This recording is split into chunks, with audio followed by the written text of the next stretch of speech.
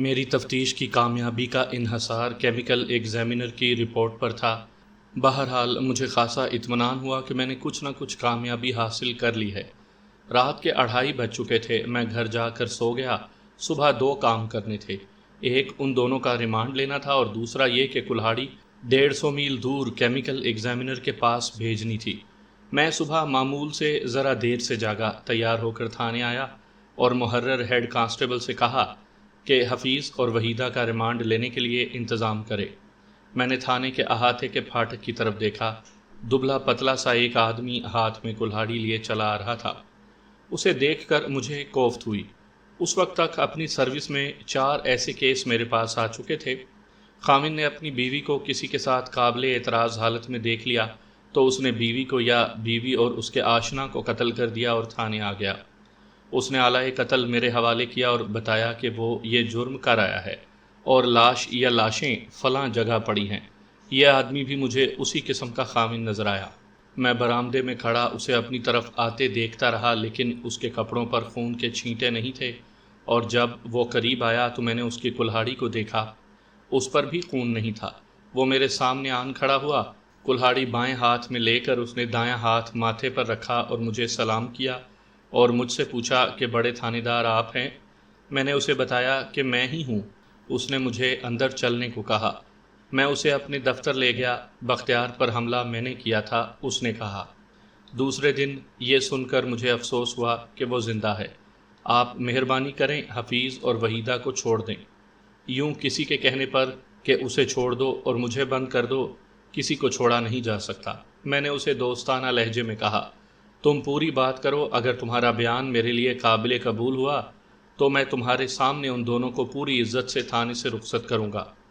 اللہ آپ کا بھلا کرے، اس نے کہا۔ پھر سکون اور اطمینان کی آہ بھر کر اس نے اپنا بیان یوں دیا، مجھے امید تھی کہ میں نہیں پکڑا جاؤں گا۔ آپ کے تھانے سے مجھے پتہ چلتا رہا ہے کہ آپ کس طرح کی تفتیش کر رہے ہیں۔ جب آپ نے حفیظ اور وحیدہ کو بلایا تھا، اس کے تھوڑی دیر بعد مجھے پتہ چل گیا تھا۔ پھر میں نے پوری نظر رکھی کہ آپ ان کے خلاف کیا کارروائی کر رہے ہیں۔ صرف میں جانتا ہوں کہ یہ دونوں اس جرم کے مجرم نہیں ہیں۔ مجھے پوری امید تھی کہ آپ انہیں چھوڑ دیں گے۔ میں آپ کو یہ بھی بتا دیتا ہوں کہ آپ نے انہیں رجی کے بیان پر پکڑا ہے، لیکن آپ کو معلوم نہیں کہ رجی کو اور کچھ بھی معلوم نہیں تھا۔ رجی کو یہاں تک ہی علم تھا کہ وحیدہ بختیار کے انتظار میں فلاں رات کو فلاں وقت خانقاہ والے کھڈوں کے پاس موجود ہوگی اور بختیار اس کے پاس جائے گا۔ اس ملاقات کا انتظام رجی نہیں کیا تھا۔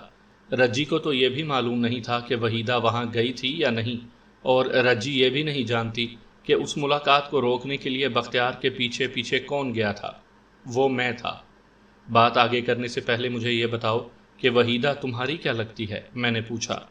آپ کو توقع ہوگی کہ میں خون کا کوئی رشتہ بتاؤں گا، اس نے جواب دیا۔ میرا وحیدہ کے ساتھ جو رشتہ ہے اسے آپ روح کا رشتہ کہہ لیں یا دل کا۔ اس کے اس جواب سے مجھے اطمینان ہوا کہ یہ شخص جو بیان دے رہا ہے غلط نہیں ہو سکتا۔ میں اپنے تجربے اور مشاہدے کی بات کر رہا ہوں۔ میں نے روح اور دل کے رشتوں والے اکثر دیکھے ہیں۔ میں نے دیکھا ہے کہ بھائی اپنی سگی بہنوں کے لیے اتنا ایثار نہیں کر سکتے جتنا روح اور دل کے رشتوں والے کرتے ہیں۔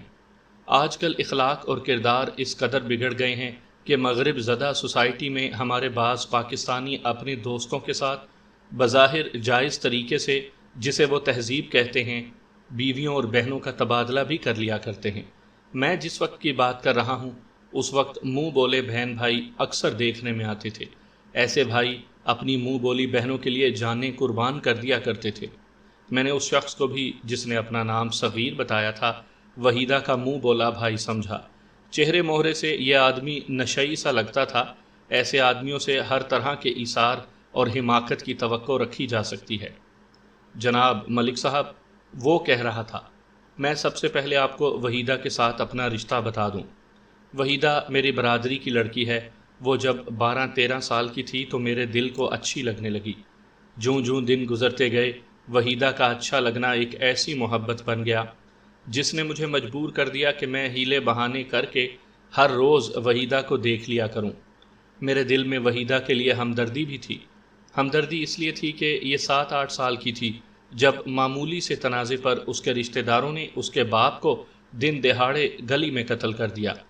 ان میں سے ایک آدمی کو پھانسی کی سزا ہوئی اور دوسرے کو 10 سال سزائے قید۔ یہ جائیداد کا تنازع تھا جو بعد میں عدالت نے پوری کی پوری وحیدہ کی ماں کی ملکیت تسلیم کر لی تھی۔ اگر یہ جائیداد وحیدہ کی ماں کو نہ ملتی تو یہ ماں بیٹی بھیک مانگتی پھرتیں۔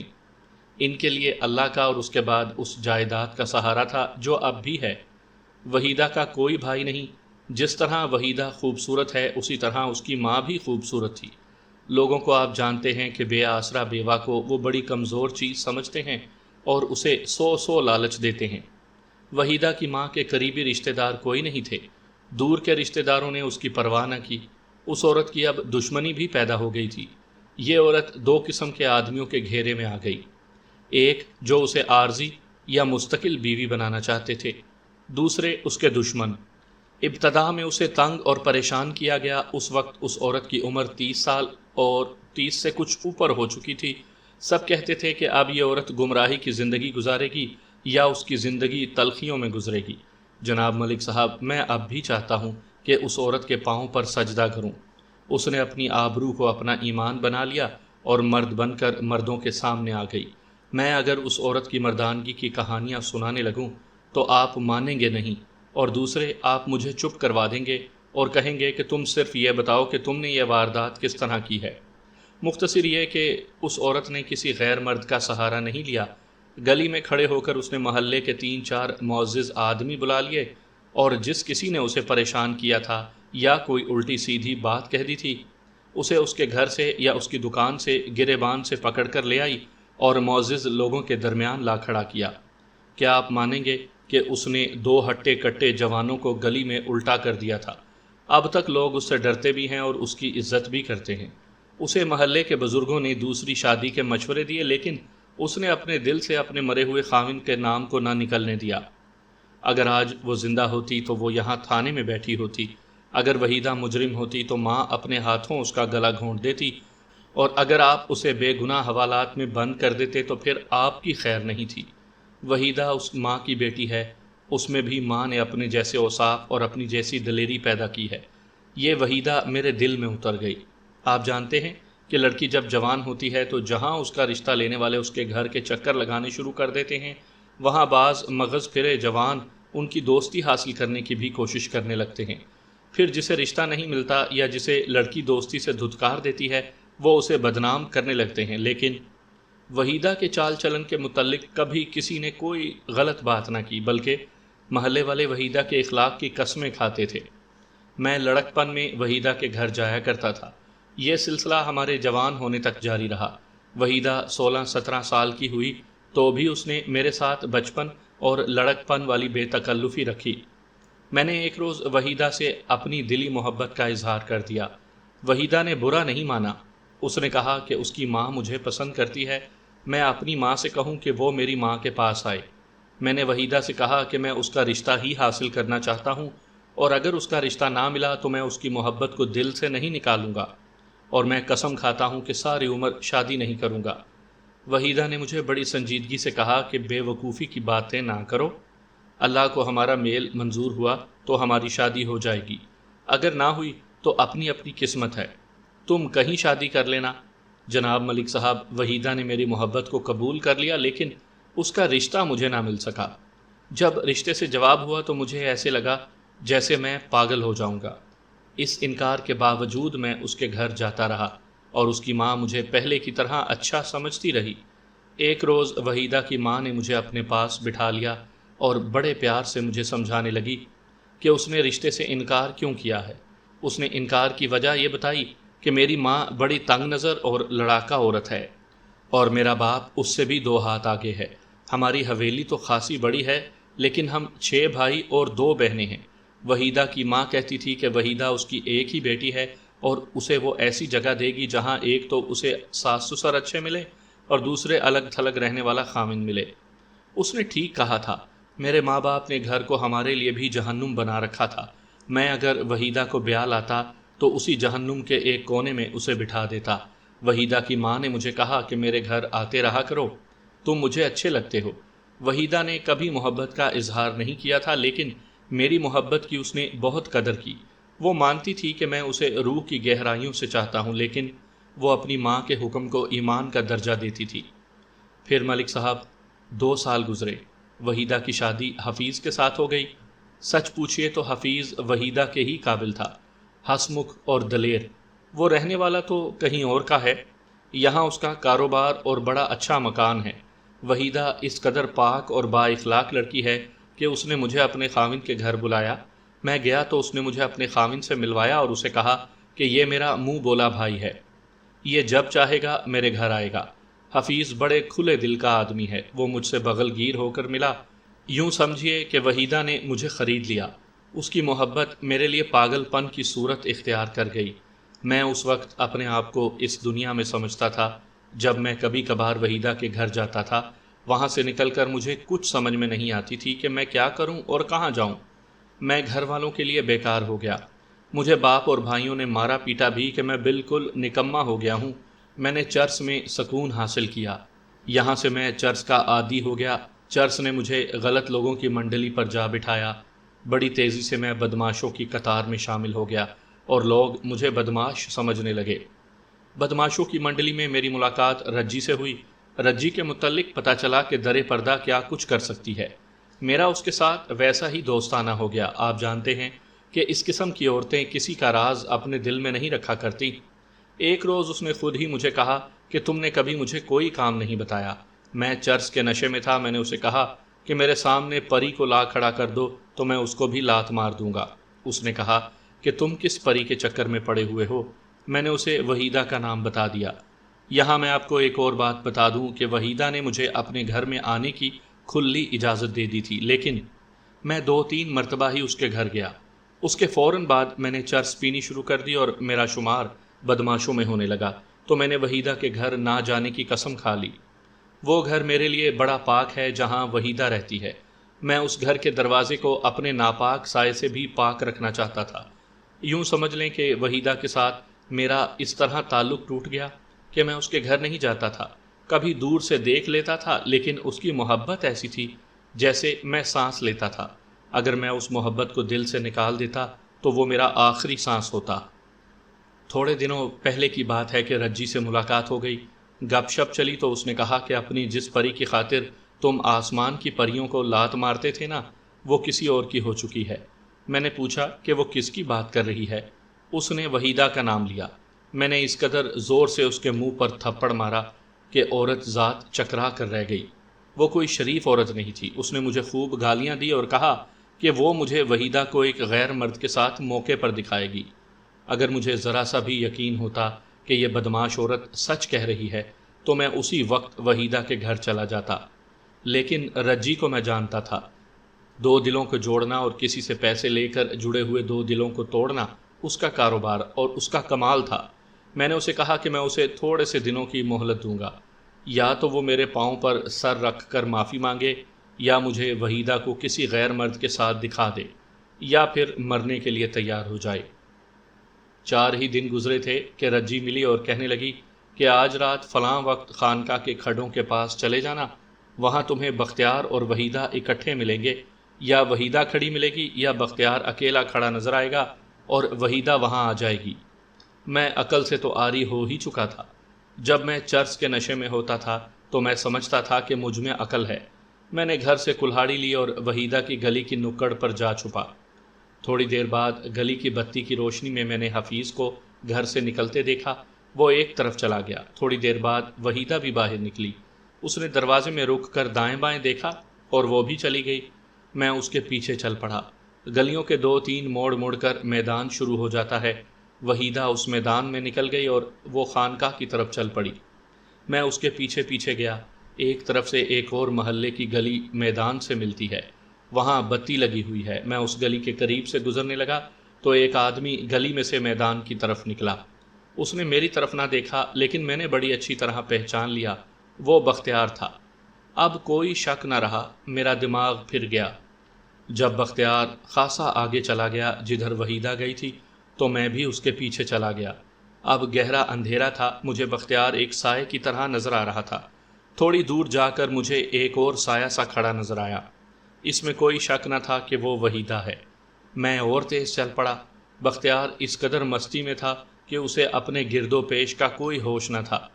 وہ وحیدہ سے تھوڑی دور رہ گیا تھا۔ میں تیزی سے اس تک پہنچا، تب اس نے پیچھے مڑ کر دیکھا۔ وہ جوں ہی پیچھے مڑا، میں نے کلہاڑی کا پہلا وار اس کے سر پر کیا جو شاید اس کے ماتھے پر لگا۔ وہ ادھر ادھر ہوا تو میرا دوسرا وار اس کے کندھے پر پڑا۔ وہ گھوما اور ذرا سا جھکا۔ میں نے تیسرا وار اس کی پیٹھ پر کیا۔ مجھے امید تھی کہ یہ 3 وار اسے زندہ نہیں رہنے دیں گے۔ میں فیصلہ نہ کر سکا کہ وحیدہ کو بھی یہیں ختم کر دوں یا کیا کروں۔ اتنے میں دیکھا کہ ایک اور آدمی چلا آ رہا ہے۔ میں کچھ بھی سوچے سمجھے بغیر وہاں سے پیچھے کو چل پڑا۔ آپ کو اس سے کوئی دلچسپی نہیں ہوگی کہ یہ 2-3 دن میں نے کس طرح گزارے۔ کبھی میں ارادہ کرتا کہ وحیدہ کو بھی قتل کر دوں، پھر خیال آتا کہ میں اپنی روح کو نہیں مار سکوں گا۔ میرے یارانے بڑے لمبے ہیں۔ مجھے پتہ چلتا رہا کہ تھانے میں کیا کارروائی ہو رہی ہے۔ آخر پتہ چلا کہ حفیظ اور وحیدہ کو تھانے بلا لیا گیا ہے، اور پھر یہ بھی مجھے پتہ چل گیا کہ دونوں کے کھرے بھی مل گئے ہیں۔ پھر آج ہی صبح اٹھتے ہی مجھے کسی نے بتایا کہ رات کو حفیظ اور وحیدہ کے گھر کی پولیس نے تلاشی لی ہے اور دونوں کو حوالات میں بند کر دیا ہے۔ جناب ملک صاحب، وحیدہ گناہ گار ہی صحیح، لیکن یہ جرم اس نے نہیں کیا جس میں آپ نے اسے حوالات میں بند کر دیا ہے۔ آپ کرم کریں اور انہیں چھوڑ دیں۔ میں نے کلہاڑی آپ کو دے دی ہے، میرے گھر چلیں اور میں وہ کپڑے آپ کو دے دوں گا جن پر خون کے چند ایک چھینٹے پڑے تھے۔ اس کے بعد میں نے جو کچھ کیا یہ پولیس کی کارروائی تھی جو ساری کی ساری بیان کرنے کی ضرورت نہیں۔ میں نے حفیظ سے الگ یہ پوچھا کہ واردات کی رات وہ اور وحیدہ اپنے گھر سے کس طرح نکلے تھے۔ حفیظ نے بتایا کہ پہلے وہ نکلا تھا اور وحیدہ کچھ دیر کے بعد نکلی تھی۔ ہم نے یہ طریقہ اس لیے اختیار کیا تھا کہ اگر رجی کہیں دیکھ رہی ہو تو اسے کوئی شک نہ گزرے۔ میں نے وحیدہ سے یہی بات پوچھی تو اس نے بھی بالکل یہی جواب دیا۔ گھنٹے ڈیڑھ بعد صغیر کے وہ کپڑے بھی میرے پاس آ گئے جن پر خون کے چھینٹے دھلے ہوئے تھے، لیکن ہلکے ہلکے داغ ابھی باقی تھے۔ میں نے اسی روز حفیظ کی کلہاڑی کے بجائے صغیر کی کلہاڑی کیمیکل ایگزامینر کے پاس پارسل بنا کر دستی بھیج دی۔ کلہاڑی اور اس کی رپورٹ کو تو 2 روز کے بعد آنا تھا۔ صغیر کے بیان کے مطابق میں نے شام تک خاصی شہادت اکٹھی کر لی، البتہ عینی شہادت کوئی نہیں تھی۔ دراصل عینی شاہد میرے قبضے میں تھا اور وہ تھی وحیدہ، لیکن میں نے طے کر لیا تھا کہ وحیدہ کو پیش نہیں کروں گا۔ میں نے رات تقریباً 10 بجے حفیظ اور وحیدہ کو حوالات سے نکالا اور انہیں اپنے دفتر میں بٹھا دیا جہاں صغیر پہلے ہی بیٹھا ہوا تھا۔ میں نے ان دونوں سے کہا کہ دیکھ لو، تمہارے مذاق نے ایک آدمی کو موت تک پہنچایا ہے اور یہ آدمی جیل جا رہا ہے۔ میں نے انہیں ساری بات بتائی۔ بہت دیر باتیں سنانے کے بعد صغیر کو یقین ہوا کہ وحیدہ ہمیشہ پاک رہی ہے اور اب بھی پاک ہے، اور یہ میاں بیوی بختیار کو سبق سکھانا چاہتے تھے۔ وحیدہ کی جذباتیت کا یہ عالم تھا کہ وہ جوش سے اٹھی اور اس نے صغیر کو بازوؤں میں لے کر گلے لگا لیا اور وہ بہت روئی۔ بختیار 20 روز کے بعد ہسپتال سے نکل آیا۔ میں نے صغیر کا چالان عدالت میں پیش کر دیا۔ 6-7 مہینے مقدمہ چلا اور صغیر عدم ثبوت کی بنا پر بری ہو کر گھر آ گیا۔ میں نے حفیظ اور وحیدہ کو اس کیس میں شامل ہی نہ کیا۔ صغیر نے مجسٹریٹ کے پاس زیر دفعہ 164 اقبالی بیان قلم بند کروایا تھا، لیکن میرے در پردہ کہنے پر سیشن کورٹ میں جا کر وہ اس بیان سے منحرف ہو گیا۔ اسے آخر بری ہونا ہی تھا۔ یہ کیس ختم ہو گیا۔ ہر تھانے دار کی خواہش اور کوشش ہوتی ہے کہ ملزموں کو سزا ضرور ملے۔ ملزموں کا سراغ لگا کر انہیں گرفتار کرنا خاصا مشکل اور پیچیدہ کام ہوتا ہے۔ اس کے بعد مقدمہ اس طرح قائم کرنا کہ ملزم سزا سے بچ نہ سکے سراغ رسانی سے زیادہ مشکل کام ہوتا ہے۔ اگر ملزم بری ہو جائے تو متعلقہ تھانے دار کو اپنی ناکامی کا افسوس ہوتا ہے، لیکن اس واردات میں ملزم صغیر بری ہو گیا تو مجھے بہت خوشی ہوئی۔ میں اس خوشی کا باعث بیان کر چکا ہوں۔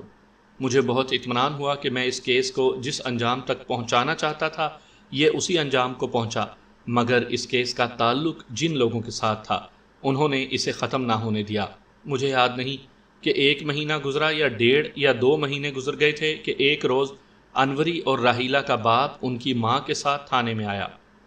میں نے دیکھا کہ ماں کا چہرہ اترا ہوا تھا، باپ کی تو کمر بے خم آ گیا تھا۔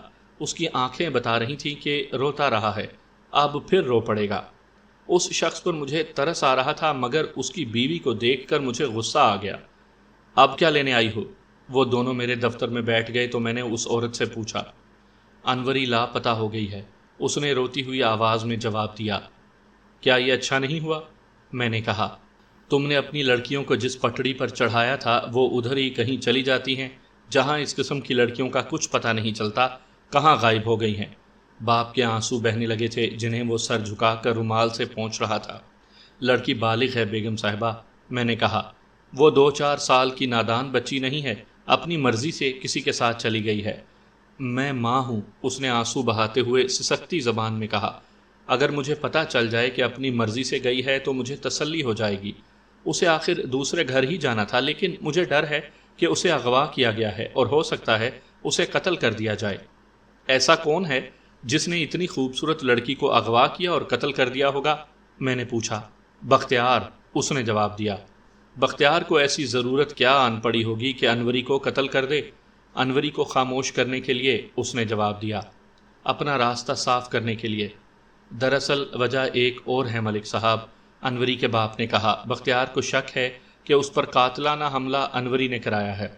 اب ان لڑکیوں نے اور اس کی ماں نے مجھے ننگا کر ہی دیا ہے تو میں اپنی بیٹیوں کو کسی اور کی بیٹیاں سمجھ کر سیدھی اور سچی بات کرتا ہوں۔ میری بیوی اور بختیار کے فیصلے کے مطابق بختیار کی شادی انوری کے ساتھ ہو رہی تھی، مگر بختیار اصل شیطان نکلا۔ اس نے انوری کو خراب کیا اور میری چھوٹی بیٹی کے ساتھ تعلق قائم کر لیا۔ انوری اسے برا بھلا کہتی رہی۔ انوری نے کبھی بختیار کو دھمکی دی تھی کہ وہ اسے قتل بھی کروا سکتی ہے، اور وہ بختیار کو ایسا مزہ چکھائے گی کہ وہ زندہ رہا تو ساری عمر یاد رکھے گا کہ کسی نے اس سے انتقام لیا تھا۔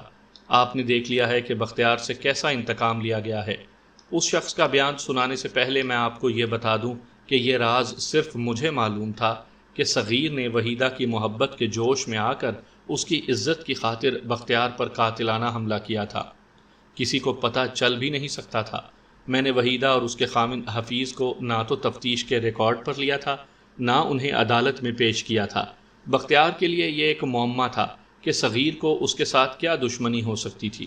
عدالت میں بھی یہ معمہ حل نہ ہو سکا۔ صغیر کو عدالت میں اسی کا فائدہ ملا تھا۔ اب انوری کا باپ مجھے بتا رہا تھا کہ بختیار کو شک ہے کہ انوری نے اس سے انتقام لیا ہے اور صغیر کرائے کا قاتل تھا۔ بختیار زندہ بچ گیا۔ انوری کے باپ کا یہ شک بجا تھا کہ بختیار نے انوری سے انتقام لینے کے لیے اسے قتل کی نیت سے اغوا کیا ہے۔ آپ کو کس طرح پتہ چلا تھا کہ انوری لاپتہ ہو گئی ہے؟ وہ کبھی کبھی شام کے بعد وحیدہ کے گھر جایا کرتی تھی، انوری کی ماں نے جواب دیا۔ وہ بڑی گہری سہیلیاں ہیں، میں نے اسے وحیدہ کے ہاں جانے سے کبھی نہیں روکا۔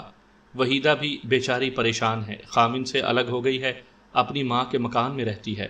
ماں پہلے ہی مر چکی ہے، وحیدہ خامند سے الگ ہو گئی ہے؟ میں نے حیرت سے پوچھا۔ انہیں کیا ہو گیا ہے؟ دونوں خوددار اور حوصلے والے ہیں، انوری کی ماں نے جواب دیا۔